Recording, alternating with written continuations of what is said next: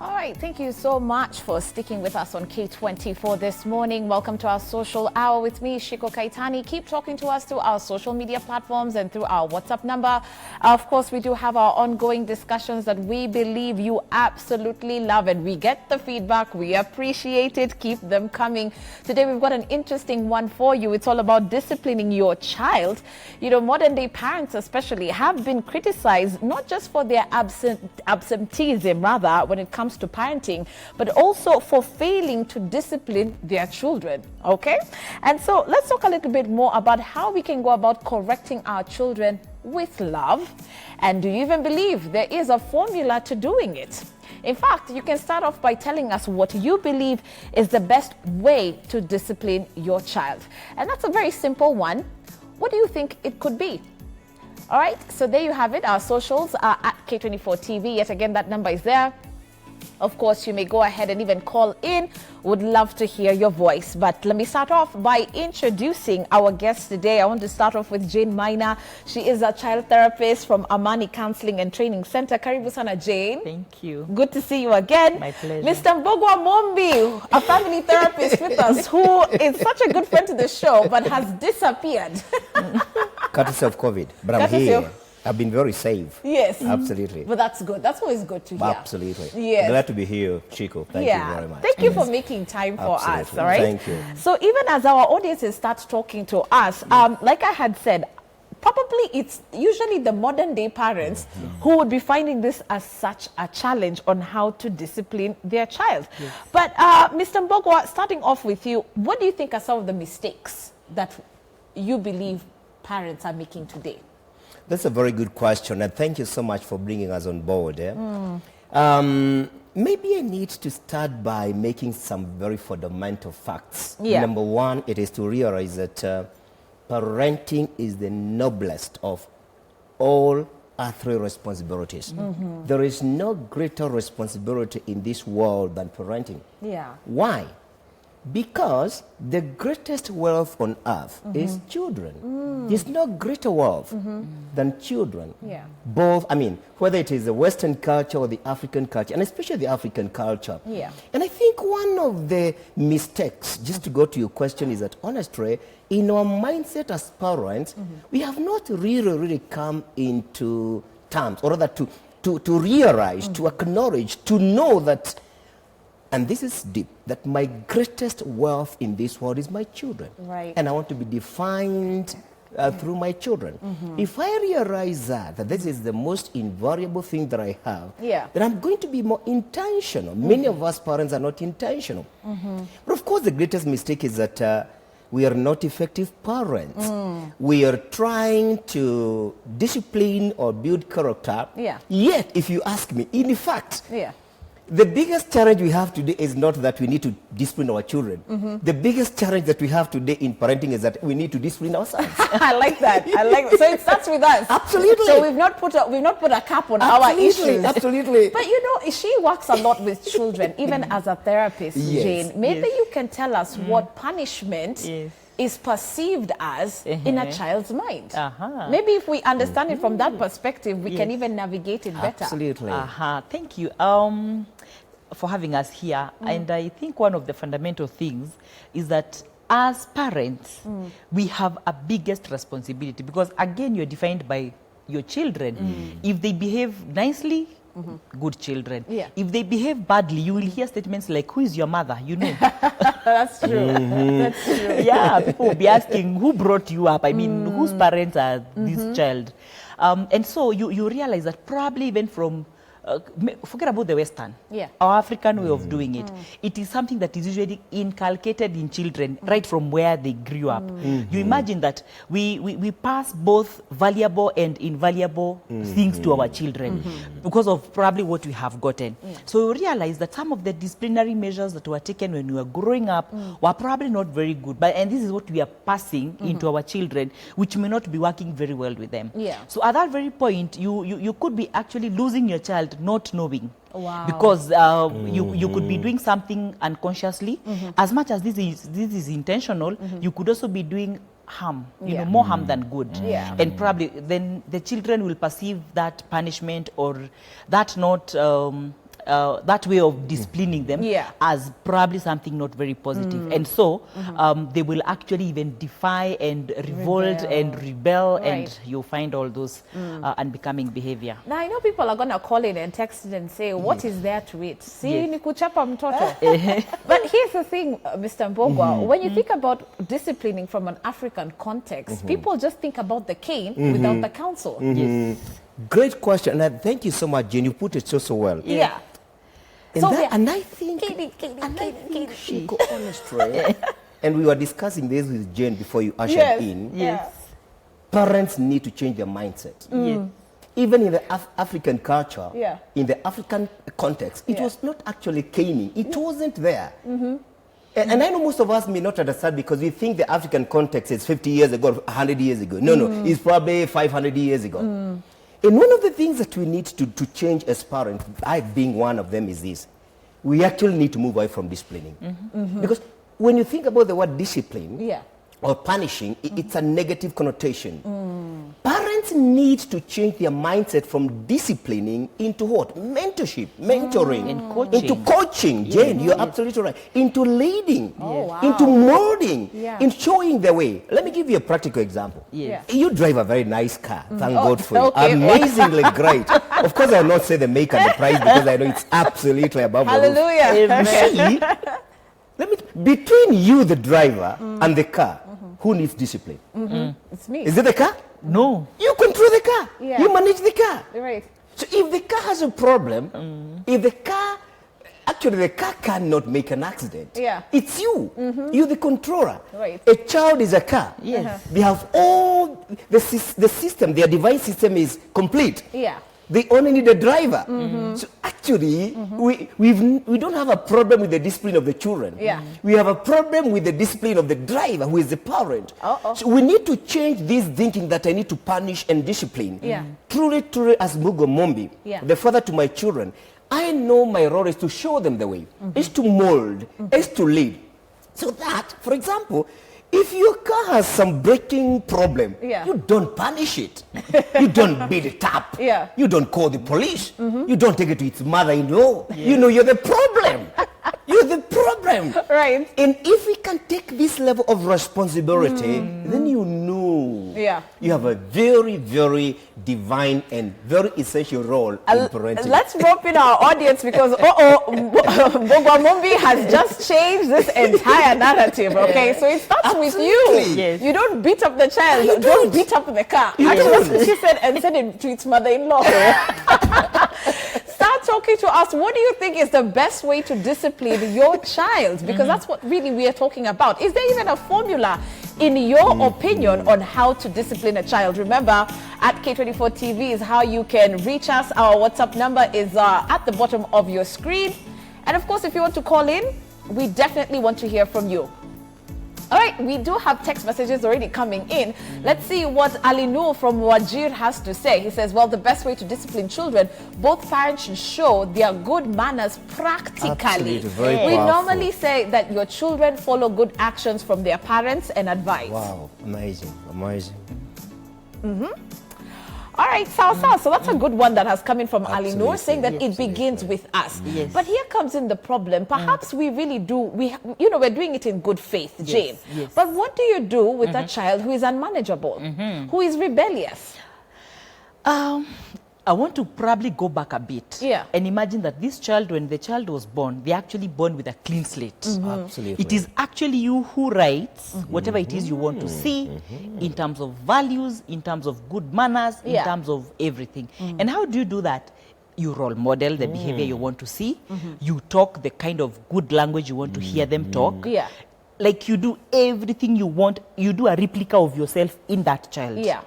So how they lose it is probably then something must have gone wrong somewhere in terms of probably losing those values that they cannot even be able to follow through. Because there's a mother right now who's saying, my child does not respect me. They don't listen to what I say. Even if ukimchapa, it doesn't make a difference. Because there are kids who have actually become numb to beating. You can beat and beat and beat and nothing will happen. You actually need to sit down and start checking at where the rain started beating you. Because there must have been a disconnect somewhere. Now imagine a child whom you have given birth to. You've brought him or her up to this point. You're good friends, and then all of a sudden you cannot even understand the behavior of this child. You need to start thinking, wait a minute, where did this go wrong? And probably you may need to go back there and start addressing that issue from that very point. So an issue of a child has become unruly. You need to look at it from a personal perspective as a parent. What have I not done, or what have I done too much? And I think it also takes patience. Perhaps maybe that's also the issue. You're not taking the time to understand, okay, why is this child being rebellious? Exactly. Now, you know, growing up, there was a different punishment based on the gender. Absolutely. Should that still be happening, honestly, in today's world? Because you'll find that perhaps the boy is the one who gets beaten more than the girl would ever get beaten more. Or maybe parents tend to go easier on the girl because she's a girl. Do you know?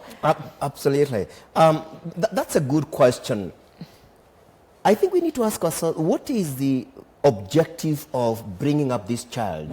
Both of them are being brought up to become responsible, successful citizens in this world, isn't it? So I think, and this is very important, why should we discipline, first and foremost? I mean, why, if you, let's say, cause an accident on the road, for example, and the traffic police come, what is the first thing they ask you? The driving license. Of course. Why are they asking for the driving license? Are you qualified? Are you qualified? How did you become qualified? You went to driving school, and you're certified as qualified. What was the purpose of the driving school? For you to know the rules and the regulations of the game. So that now going forward, any mistakes that you do will be benchmarked on the rules of the game. So the challenge we have is this, do our children know the rules of the game? Most of them don't. So we are punishing them for something they don't understand. And that is why you hear many of our children asking, Daddy, nimedu? Mom, nimedu? They don't understand. That's true. So you don't know the rules. You didn't lay the law. You didn't lay the law. All right. You know, it's like telling the police, the traffic policeman, I didn't go to driving school, so it means my license is fake. So most of the things that you're telling our children are fake. They were not taught. It was not laid down. But I think clearly, I think instead of talking about gender-based discipline, we should be talking about gender-based roles and responsibilities. If this girl was supposed to fetch water, for example, and she didn't, she would be punished or or mentored based on that particular responsibility. If this boy didn't do this or that, he will be mentored or coached or led based on the responsibilities. If we taught them responsibilities, then I think, Jane, I don't know what you think, the issue of gender should not actually arise. The outcome would be different. Absolutely. You know, even today, you hear even teachers complaining, parents come and leave things to us, including the disciplining of their children. So you find that it is the teacher who's doing more of the parental roles than the actual parent today. So where do children get, their smacking, their counseling in class as opposed to the household? I think that's a very tangy issue. In terms of that, the fact that maybe parents have become very busy. I work a lot with young people. And at one time when we were doing some mentorship and coaching in schools, they told me that their parents have a disease called TB. I wondered, all of your parents have tuberculosis? They said, no. They are too busy. That's a nice one. Wait, hold that thought. Joshua from Kirijaga is on the line with us. Joshua, good morning.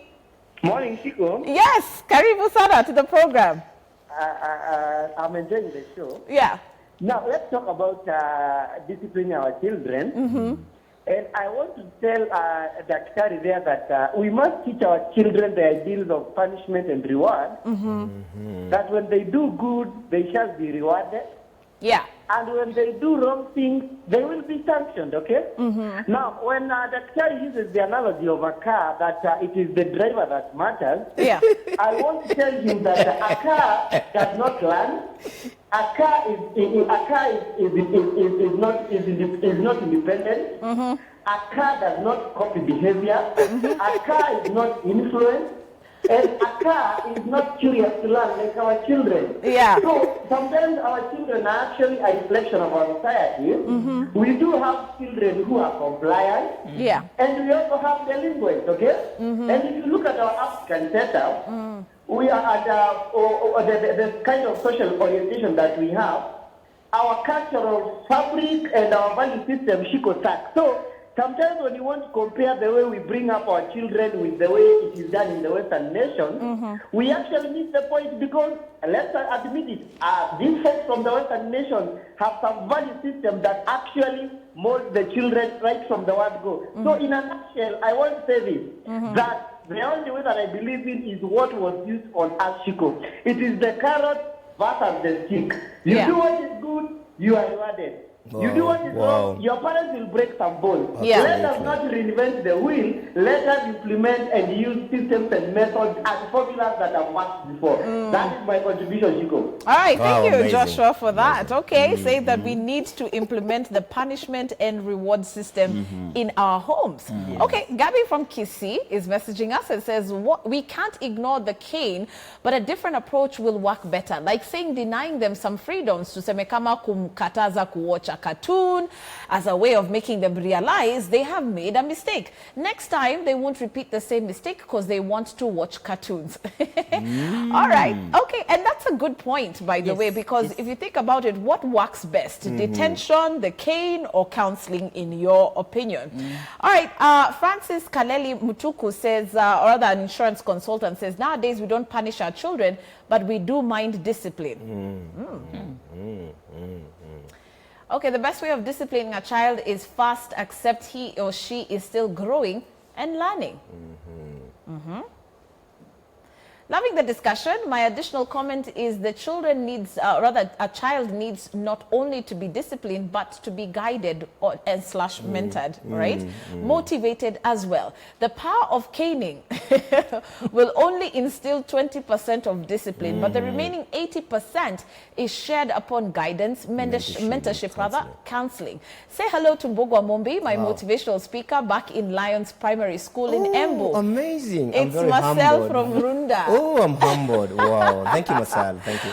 Well, thanks a lot for that. So you were actually saying that a lot of parents today are suffering from TB. Yes. Which actually stands for too busy. Yes. Yeah. And so their parenting role has been left to any other person. Right. So you're not able to guide, you're not able to give them the way, like coach. Yeah. And at that very point, then they will learn anything. You know, they'll be told about anything. Yeah. And remember, a child's most important teacher should actually be the parent. Let the child hear things from you. Yeah. Whatever matters there are, as sensitive as even sexual matters and relationships, let them come from the mom or the dad, the parent.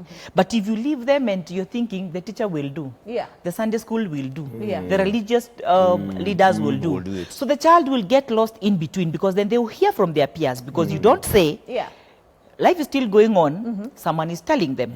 And probably they're telling them the wrong things, the bad things, and that's how then they will inculcate into themselves, and then it will be very difficult to even remove that from them. Absolutely. And you know, we have 5 minutes to the break, Mr. Mbugua, but let me just engage you on this one. Yes. You know, even in terms of setting boundaries as to who can discipline your child also needs to be discussed. Absolutely. We have parents today who will bust into a classroom and almost strangle the teacher because the teacher caned the child. Always shika mtoto wangu. You know, you can't do that. Never ever lay a hand on my child. But remember, punishment cuts across all students, right? Absolutely. Absolutely. So how do we go about these boundaries that the neighbor cannot beat my child? Yet when we were growing up, by the way, if your mom didn't beat you, the village did. The entire village would. So we should Yeah. pity this parent who dashes to school and starts to admonish the teacher. Yeah. And mostly in the presence of the children. Actually, I think instead of caning the child, the parent should be caned by the teacher. But having said that, it is very, very important for us, number one, in the family, to work as a team. Yeah. Both the mom and the dad, both parents are there, very, very important.